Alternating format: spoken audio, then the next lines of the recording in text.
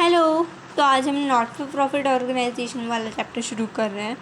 Not for profit organisation हमारी accountancy book का first chapter है। नॉट फॉर प्रॉफिट ऑर्गेनाइजेशन है क्या, सबसे पहले ये देखते हैं। नॉट फॉर प्रॉफिट ऑर्गेनाइजेशन वो ऑर्गेनाइजेशन है जो सोशल वेलफेयर के लिए क्रिएट की गई है। और ये जो ऑर्गेनाइजेशन है इसका जो ऑब्जेक्टिव है cultural, educational, health, religious services provide करना है पब्लिक को और इसके मेंबर्स को। इसमें जो प्रॉफिट होता है ना वो इंसिडेंटल होता है, जो है ना एक्टिविटीज़ जो है डे टू डे एक्टिविटीज़ वो कैरी करने में काम में आता है। इसके कुछ कैरेक्टरिस्टिक्स भी है। ये एक सेपरेट लीगल एंटिटी है, इसका कोई ओनर नहीं है, कोई मालिक नहीं है। ये जो है ना further cultural, educational, religious, professional services provide करना इसका ऑब्जेक्टिव है, इसका मकसद है। किसको? पीपल को। इसकी जो है ना ऑर्गेनाइजेशन का कोई ओनर नहीं है। ये इसकी जितनी भी चीज़ें हैं वो सोसाइटी को बिलोंग करती है। इसका कोई प्रॉफिट ऑब्जेक्टिव नहीं है, प्रॉफिट अर्न करना।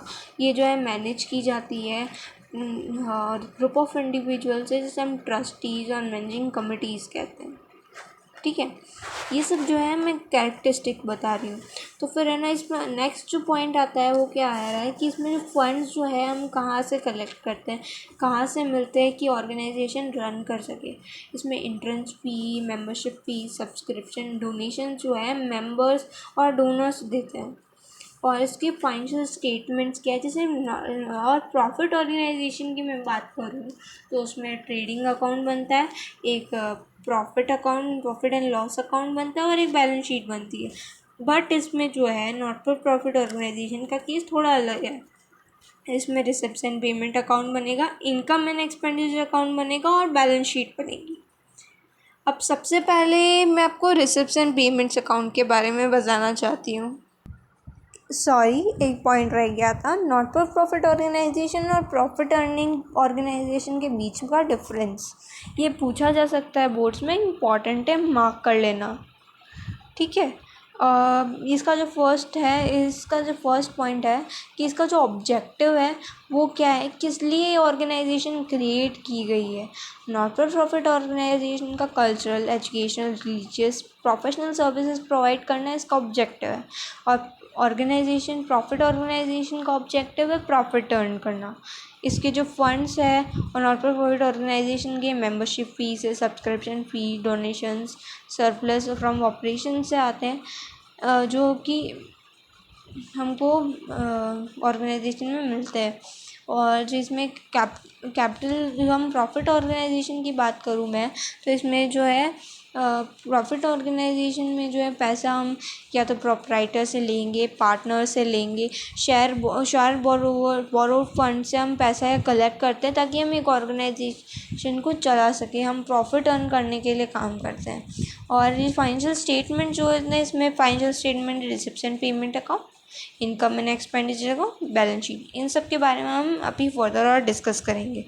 अब अब बात करते हैं financial statements of profit organisation में। ट्रेडिंग अकाउंट बनता है, प्रॉफिट एंड लॉस अकाउंट बनता है, बैलेंस शीट बनती है।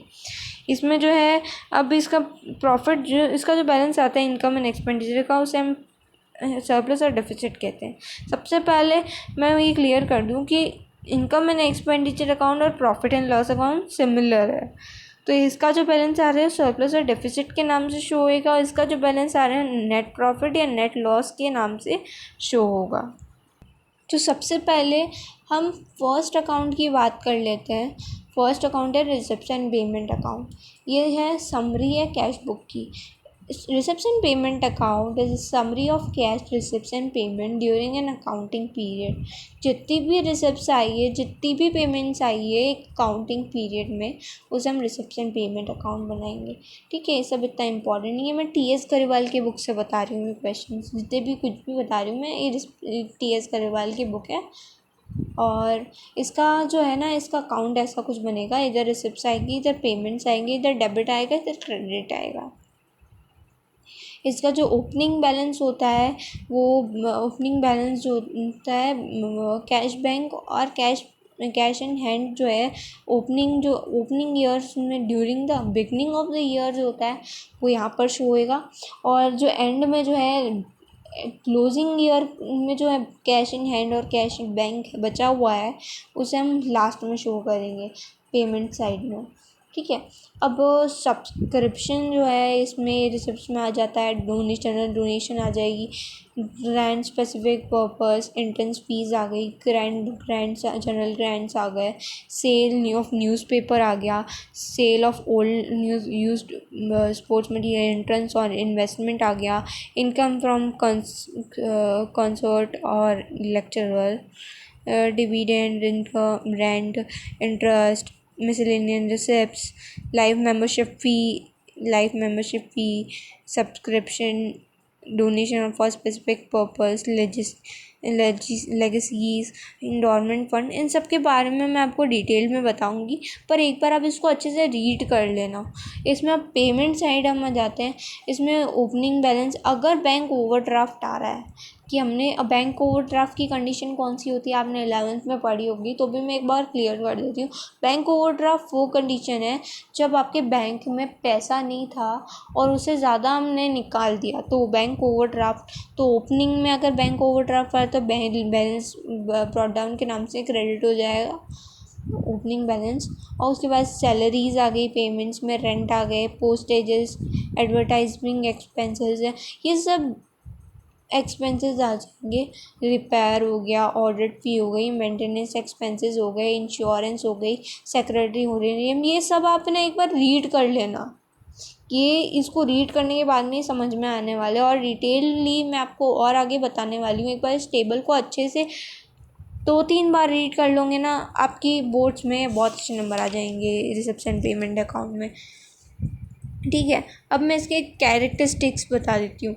इसके जो कैरेक्टरिस्टिक है, सबसे पहले इसके जो कैरेक्टरिस्टिक है वो है कि ये जो है ना कैश बेसिस पे बनाई जाती है, कैश बेसिस पे बनाई जाती है। इसकी जितनी भी ट्रांजैक्शन होती है जो कैश में डील कर रहे हैं वो सब इस अकाउंट में शो होंगे। ड्यूरिंग एन अकाउंटिंग ईयर जितनी भी कैश ट्रांजैक्शन है वो इसमें रिकॉर्ड होगी, वो पिछले साल की हो, अगले साल की हो, इस साल की हो, सभी इसी अकाउंट में आएगी।